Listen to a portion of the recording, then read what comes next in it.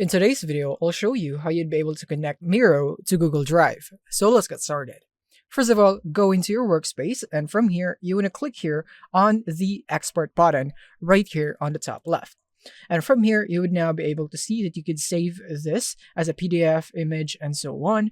So basically what you want to do is click here on Save to Google Drive so that you will now need to log in into Google Drive to connect your Miro account. So from here, I'm just going to go and select my account right here. And in here, I'm going to click on Continue and click on Continue again.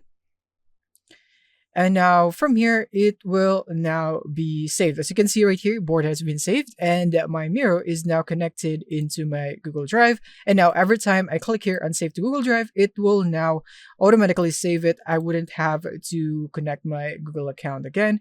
I'm going to go for other boards right here. And let's see right here, click on the save button right here. Click on Save to Google Drive, and as you can see, it's now connected, so now board has been saved without logging in again.